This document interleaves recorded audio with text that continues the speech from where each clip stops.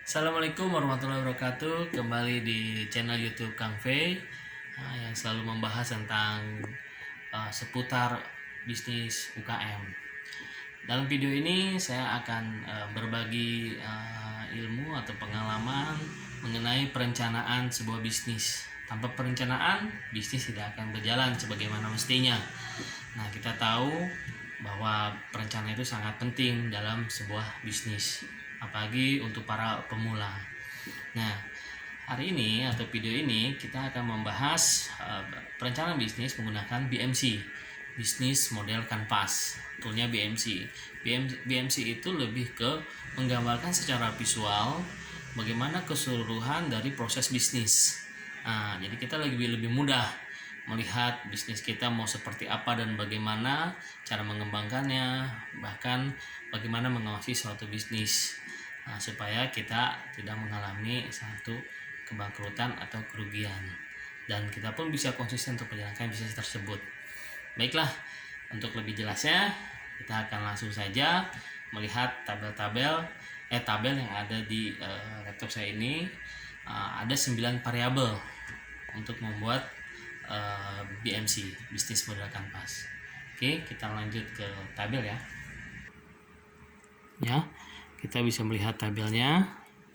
Ada 9 variabel. Yang pertama yaitu key partner. Key partner itu menggambarkan sebuah relasi. Bisnis itu harus ada relasi untuk bisa menjadi faktor pendukung dari sebuah bisnis kita. Relasi itu menjadi dua, terbagi menjadi dua, yaitu relasi supplier bahan baku, ada juga relasi untuk marketing kita.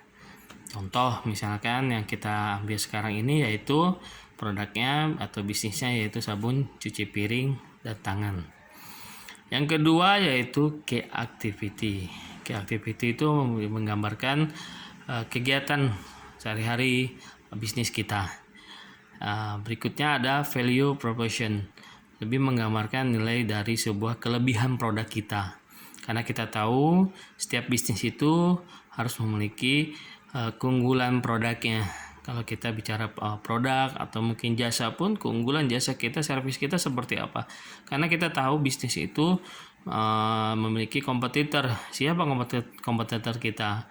Nah, jangan sampai bisnis itu seperti kacamata kuda, jalan aja tanpa kita mempedulikan produk kita atau mungkin lingkungan di sekitar kita atau kompetitor kita. Berikutnya ada customer relationship, lebih ke bagaimana memaintain sebuah relasi antara kita sebagai produsen dengan konsumen kita. Yang berikutnya customer segment. Customer segment ini lebih ke kelompok pasar kita. Ya, diantaranya ada umur, ada gender, usia itu bisa dewasa, orang tua atau 17 sampai sekian tahun. Nah, ada juga gender itu perempuan atau laki-laki. Nah, yang ketiga yaitu dari sisi ekonominya, ada ekonomi middle, ada ekonomi menengah ke bawah, ada menengah ke atas, supaya kita bisa tahu di mana kita bisa menjual produk kita sesuai customer segment kita.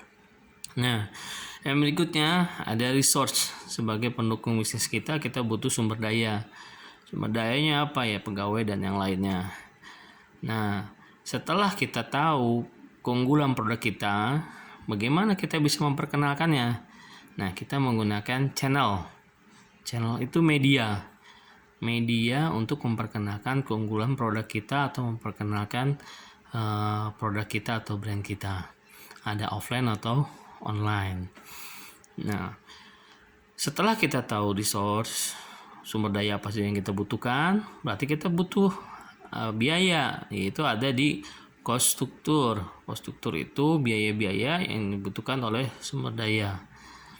Nah, bisnis itu harus ada yang dihasilkan.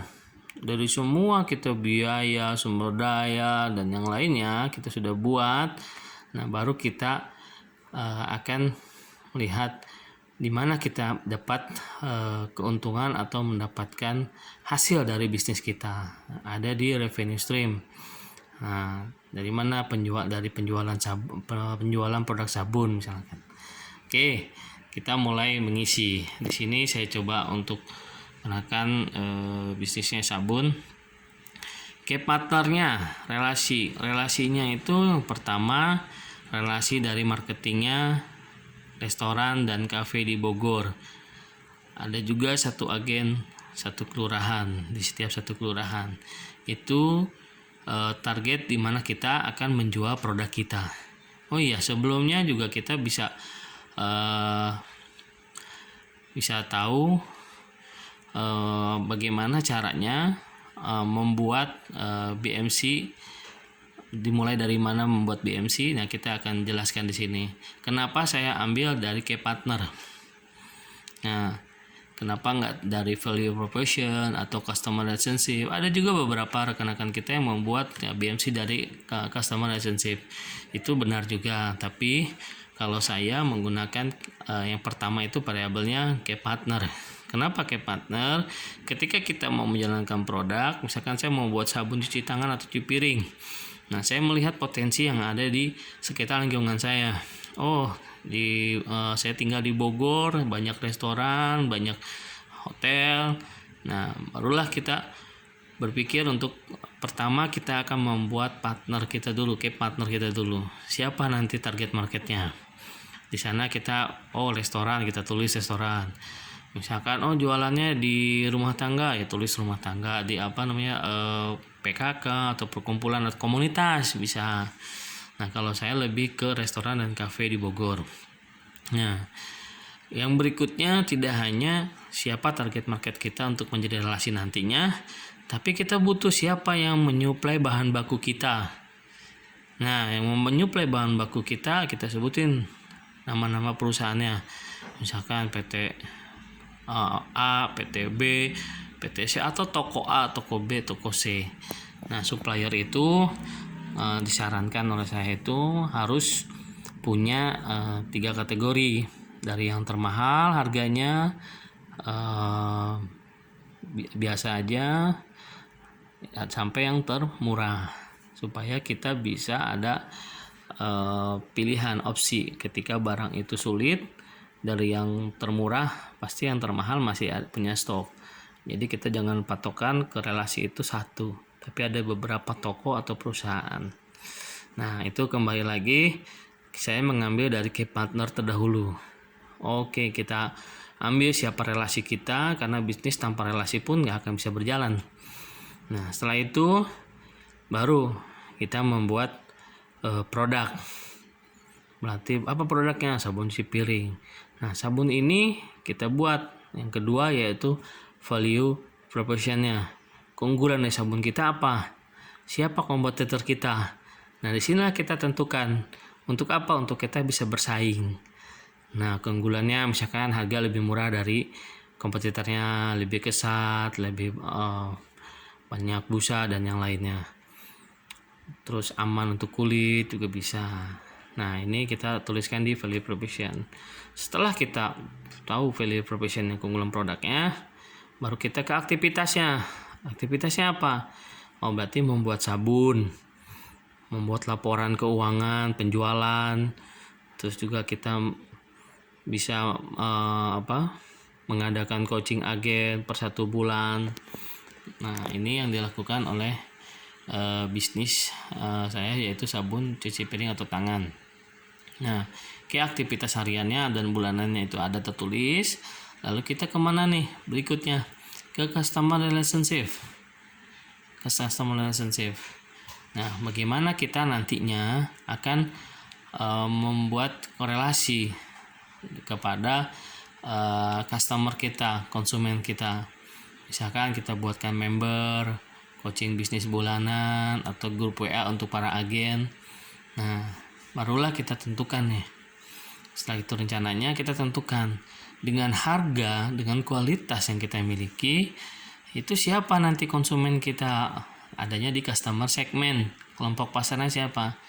Biasanya yang pakai sabun tuh ibu-ibu atau perempuan, gender. gendernya kan laki-laki atau perempuan. Di sini perempuan, itu tulis perempuan. Terus kalangan menengah,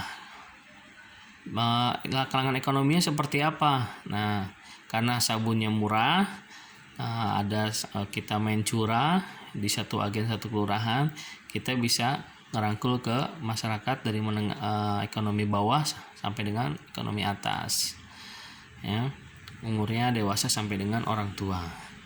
Setelah itu baru kita sumber daya apa yang kita butuhkan untuk mendukung bisnis tersebut. Nah, yang pasti kan pegawai, bangunan pabriknya atau bangunan atau tempat produksinya, sistem informasi yang mencatat catatan purchasing dan yang lainnya, terus peralatan produksi. Nah, bahan baku pastinya harus ada. Nah, kita catat di sana. Nah, berikutnya masuk ke channel medianya. Kita tahu tadi keunggulan produk kita bla bla bla, yang lainnya ya murah lah, ya lebih keset lah, ya kemasannya menarik dan yang lainnya. Nah, bagaimana cara memperkenalkannya? Nah, kita menggunakan medianya, variabelnya channel atau media. Channel itu lebih ke medianya untuk memperkenalkan keunggulan produk kita.